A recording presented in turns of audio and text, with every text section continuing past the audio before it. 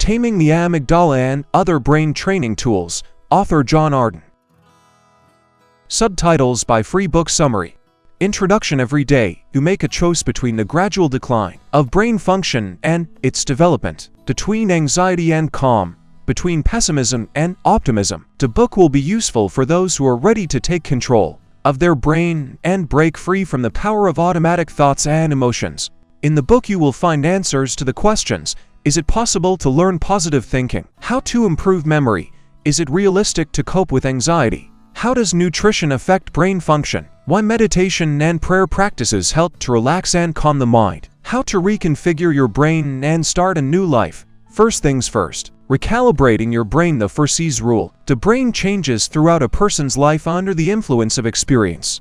New neurons and connections between them are formed in it. This process is what neurophysiologists call plasticity. Of course, genetic factors have their influence on the brain, but it is not as great as was previously thought. Interaction with the environment plays a major role in how a person realizes his or her natural gifts. If you have been thinking about changing the way you think and act for a long time, start by readjusting your brain and follow the 4Cs rule. Focus, try, stay calm, strive, focus. Focus completely on the new information, situation, or action. If you don't learn to focus, reconfiguring your brain won't work. The process of neuroplasticity begins with the ability to focus on the here and now. Effort. Any conscious effort activates the formation of new neural connections in the brain. To move from thought to action, you will need diligence. Effort will also come in handy in the process of readjusting your brain until the new way of doing things becomes automatic. If you have made the decision to change your life, don't give up and do what seems difficult or even unpleasant. Calmness. Once you get used to the new way of thinking and acting, things will start to work out effortlessly. It takes much less energy to maintain new skills, and it does to master them, and you'll enjoy a sense of confidence and calm. Aspiration. Don't forget the need for constant practice. Only then will new actions become automatic. Any long break will result in effort being required of you again. Imagine that you live in an English-speaking country, communicated and even thought fluently in English, but then you moved, and in 5 years you haven't spoken a single English word. When you try to speak English again, even the simplest phrases will be difficult at first. Second, the brain is in control. How to develop positive thinking. The perception of any event depends on your emotional state at that moment. By reconfiguring your automatic thoughts, personal attitudes and beliefs, you will ensure that they reflect reality rather than your experiences. Your emotional state not only attracts certain thoughts, feelings, and memories like a magnet, but also motivates your behavior. Automatic thoughts. These thoughts are on the surface and rise spontaneously. For example, before a negotiation with a difficult client, you may be overcome by internal monologues such as "how will I look?" or "I'll embarrass myself." Beliefs. Beliefs are no longer as superficial as automatic thoughts, but not as fundamental as personal attitudes. For example, you might assert, "Successful negotiation with a client like this is an impossible task." Personality attitudes. Personal attitudes summarize your views of the world and yourself. Negative personal attitudes set you up for failure and increase your anxiety level. For example, you may claim that you never succeed, or you may be convinced that you are too shy to negotiate successfully. Try using the technique of cognitive restructuring, and over time you will learn to change your way of thinking, and therefore your reality. How to manage feelings of anxiety. The amygdala, or almond-shaped body, is responsible for feelings of anxiety in your brain. This area of the brain is involved in the formation of emotional reactions, including fear. The amygdala is located in the ancient area of the brain and is barely controlled by the conscious mind. Before you can even think about the fact that an object or person might be dangerous, your body is already ready to attack or flee. The almond-shaped body works like a panic button. The danger signal is transmitted to the hypothalamus, which sends it to the pituitary gland and adrenal glands. As a result, stress hormones, adrenaline and cortisol, are released into the bloodstream. The whole process takes less than a second. This mechanism has worked perfectly for thousands of years, keeping our ancestors alive. But in the modern world, there's almost no need to attack an enemy or run away from a predator. and the amygdala is increasingly sending false alarms warning of non-existent danger. There are several ways you can learn to manage your anxiety and avoid getting jittery when you're not in real danger. Don't avoid things that trigger feelings of fear. If you avoid unpleasant, anxiety-provoking situations, the feeling of fear will be dulled at first, but over time the anxiety will only increase. Suppose you are uncomfortable speaking in front of a large audience. You begin to avoid confronting your fear and refuse to speak in public on various pretexts. You replay possible unpleasant situations over and over in your head. Eventually, the mere thought of a report or presentation can drive you to a panic attack. Train the amygdala. Find opportunities to face your fear as often as possible. This way, you'll see that a situation you used to avoid is actually quite tolerable. Amygdala hypersensitivity is dulled when nothing terrible happens in a dangerous situation. The more often you train the amygdala, the less often the false alarm mechanism will be triggered. Add positive mental attitudes. For example, replace "I'm scared to fly on an airplane" with "wow, 2 more hours and I'll be swimming in the sea." Fight procrastination. If you put off an unpleasant task, the brain does not perceive it as a signal to relax. On the contrary, the unfinished process stimulates anxiety. The longer you procrastinate, the higher will be the level of anxiety. Don't try to rigidly control everything that happens. If you ruminate about all the unpleasant situations that may happen, you are 100% likely to fall into a trap. By trying to anticipate the future and protect yourself from the slightest discomfort, you narrow the boundaries of your world and deprive yourself of the opportunity to learn flexibility.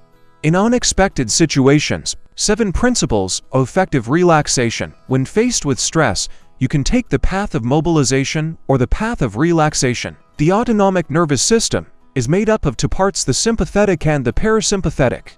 The sympathetic nervous system is responsible for energizing the body's reactions, and the parasympathetic nervous system is responsible for inhibiting them. Every culture has its own relaxation techniques. Yoga, meditation, and prayer practices effectively activate the parasympathetic nervous system and lead to a calm mind and relaxed body. All known relaxation techniques are based on similar principles. They will benefit both believers and atheists. How to improve memory. Web surfing, watching TV, and constantly exchanging short emails have a negative impact on your memory function. Your attention becomes fragmented, and you find it more and more difficult to concentrate and remember important information every day. The good news is that memory skills can be trained. Memory is not determined by genes. Your ability to memorize information depends on you. Memory function is negatively affected by poor sleep habits, alcohol, coffee, and foods high in simple carbohydrates. Train your ability to concentrate. You won't be able to memorize information for long unless you are truly focused on it. Try not to jump from one activity to another. Give each one its own time. Don't let your brain get lazy. Set new goals and minimize passive activities: reading the news, watching TV, etc. Learn foreign languages, travel, meet new people. All this helps to keep the thinking process active by forming new neural connections. Make life orderly. Chaos in life and work impairs the brain's ability to encode information into memories. Utilize associative connections. Associative, emotionally colored connections develop the brain's neuroplasticity and improve the process of forming memories. Brain neuroplasticity and memory development are closely linked. Each new memory stimulates brain changes by forming and strengthening synaptic connections between groups of neurons. Try mnemonic techniques for memorization. Memory palace. Connect what you want to memorize to a specific location in a space you know well. For example, if you're preparing for a presentation, connect its points to parts of a room or pieces of furniture and move through the space. In your imagination during the presentation, spokeswords. Attach one word to another. This makes them easier to remember. Or make associations between words and letters. For example, the location of the planets in the solar system is easy to remember by the astronomical counting word we all know. Julie's mom sat on the pill in the morning. Story. Come up with a story that unobtrusively weaves in memorization information. The more absurd and funny the story is, the faster you will memorize the necessary information. Chain. Form connections between a list of concepts and unusual visual images. This method will require you to spend quite a bit of time coming up with visual associations, but it is very effective in creating long-term memories. Third, healthy habits are a shortcut to effective brain function. Healthy sleep habits. If you expect your brain to function to its fullest potential, make sure you get enough sleep. When you don't get enough sleep, your ability to concentrate and your memory suffers first. And after just 1 week of sleep deprivation, you're automatically at risk for obesity. Sleep deprivation leads to increased production of the appetite-stimulating hormone ghrelin and decreased production of appetite-suppressing hormone leptin. People suffering from sleep deprivation had a 35 to 45% increase in the consumption of sweet and high-calorie foods. It's not only the number of hours of sleep that matters, but also their quality. If you constantly wake up or do not spend enough time in the deep phases of sleep, the brain does not have time to recover. If you wake up already tired, eliminate one by one all factors that disturb your sleep hygiene. Turn off the TV at least 2 hours before bedtime. If you are disturbed by extraneous sounds at a source of white noise, for example, turn on a fan. Try not to work on the computer before bedtime. The glow of the screen is perceived by the brain as daylight. Do not drink alcohol. It leads to a reduction in both the rapid and deep phases of sleep. Do not abuse drinks containing caffeine. Caffeine blocks adenosine receptors, a neuromodulator that plays an important role in inducing deep sleep. Cool down your bedroom. Sleep will always be shallow in a hot room. Avoid eating high-protein foods and foods high in simple carbohydrates at bedtime. You may wake up in the middle of your sleep cycle due to sudden fluctuations in blood glucose levels. Consume as much as possible foods rich in B vitamins, calcium, and magnesium. A lack of these substances can increase anxiety and cause restless leg syndrome. Complete nutrition. To maintain healthy biochemical reactions, your body needs a nutritious diet. If you eat a lot of foods high in simple carbohydrates and can't live without coffee, you fall into an energy trap. A sharp rise in energy levels is followed by a sharp drop, decreasing concentration and performance. Energy levels will normalize if you reduce your sugar and caffeine intake. A balanced diet is also important for the production of neurotransmitters. Neurochemical processes in the brain are impossible without them. For example, the neurotransmitter acetylcholine is necessary for the brain to process memories. The body synthesizes it from choline. Vitamin B4, which is found in fish, eggs, soy and wheat germ. What you eat either stimulates brain neuroplasticity or interferes with it. Simple carbohydrates are dangerous to your brain. Everyone knows the health risks of sugar and white wheat flour. However, you're probably underestimating the effects of simple carbohydrates on your emotional state and brain performance. Researchers from Yale University conducted an experiment and had 25 children drink a sweet carbonated beverage. Scientists found that for several hours after drinking the drink, the adrenaline levels in the children's blood were 5 times higher than normal. The researchers also noted an increased level of anxiety in the children and a deterioration in their ability to concentrate. High sugar intake not only negatively affects your figure, but also affects brain function. Consume more of the right fats. The human brain is made up of 60% fat. If you put your brain on a fancy fat-free diet, it will have nothing from which to build new cell membranes. However, not all fats are good for the body in general and the brain in particular. You definitely won't go wrong if you include marine fish from cold sea salmon, mackerel, Atlantic herring in your diet. Fish oil contains eicosapentaenoic acid and docosahexaenoic acid belonging to the omega-3 class. Eicosapentaenoic acid is important for regulating the emotional background of the body.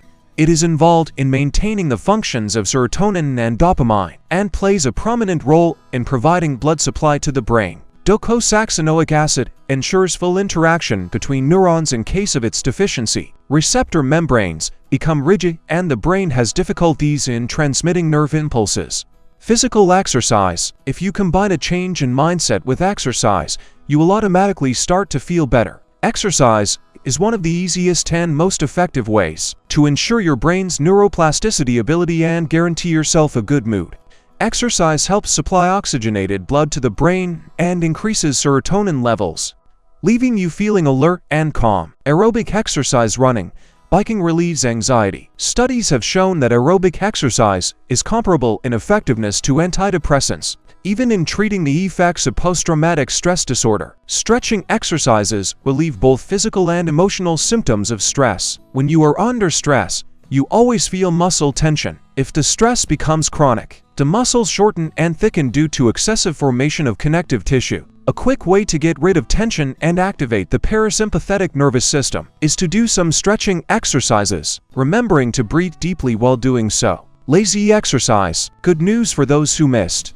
A workout neurophysiologists claim that mentally doing exercises activates the same neural systems as actually exercising. Of course, this doesn't mean that mental workouts can replace regular workouts, but you can improve your results if you take the time to mentally practice as well. Conclusion. If you don't exercise your brain, neural connections are weakened. The brain needs activity just like your muscles need exercise. Focus on opportunities, not limitations. This will force your brain to form new, reinforcing positive emotions instead of using habitual neural connections. A healthy diet is critical to the brain's ability to think clearly, remember important information, and concentrate. Exercise, especially stretching exercises, is a quick way to shake off the effects of stress and feel energized.